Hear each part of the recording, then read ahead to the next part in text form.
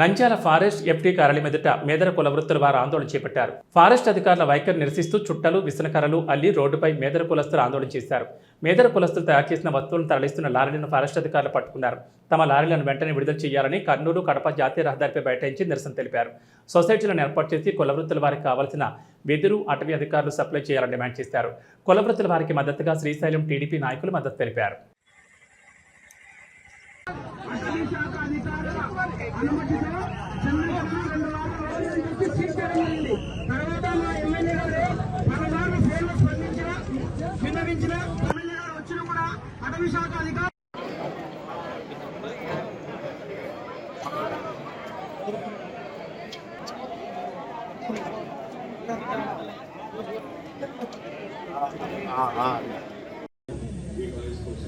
ఇంతకుముందు కూడా ఎమ్మెల్యే వచ్చినారు,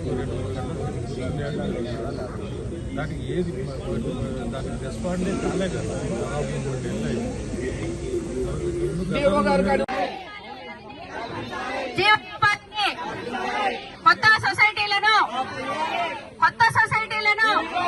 కొత్త సొసైటీల అవకాశం, కొత్త సొసైటీలకు అవకాశం, కొత్త సొసైటీలకు అవకాశం, కొత్త సొసైటీలకు అవకాశం, కొత్త సొసైటీల కుల వృత్తులను,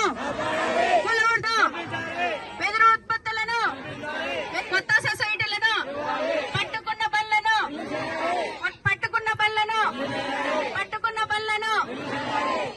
చేతి వృత్తుల వాళ్ళైతేమి మొత్తం కడుపులో పని చేసుకుంటే గాని వాళ్ళు రోజువారీ జీవనం గడపడం. అలాంటి పరిస్థితుల్లో 4 నెలల నుంచి కూడా మొత్తం అందరూ ఆఫీసుల చుట్టూ తిరుగుతున్నా ఈ ఫారెస్ట్ బ్రహ్మాండంగా చేతి వృత్తులను 100 సంవత్సరాల నుంచి కూడా ప్రోత్సహిస్తున్నారు. వచ్చినాక చాలా పేదల మీద చాలా కక్ష సాధింపు ధోరణితో పర్మనెంట్ ఉన్న లారీలను తీసుకుపోయి 3 నెలల నుంచి లోపల పెట్టాడు. వాళ్ళ పరిస్థితి ఏందో అర్థం కావడం లేదు ఆయనకు. కాబట్టి ఇప్పుడు మా లారీలను తక్షణమే వదిలిపెట్టాలి. మాకు మా పేదలకందరికీ కూడా కేవలం ఈ సబ్సిడీ పైన వెదురును సప్లై చేసి మా పేదల జీవనోపాధిని కాపాడాలా. కానీ మేము అధికార పక్షం నుండే గాని ప్రతిపక్షం అనేది నిద్రపోతుంది. వాళ్ళు కేవలం వాళ్ళ స్వార్థాల కోసం తిరుగుతున్నారే తప్ప ఇలాంటి పేదలకు ఇబ్బంది జరుగుతుంటే ప్రతిపక్షం అనేది ఉందా, ప్రతిపక్షం లేదా అనేది కూడా అర్థం కావడం. ఎక్కడైనా ప్రాబ్లం జరిగితే ప్రతిపక్షం ఉండాలా, అలాంటిది మేమే అధికార పక్షమే వచ్చి రోడ్ల మీద కూర్చునే పరిస్థితి ఇచ్చింది.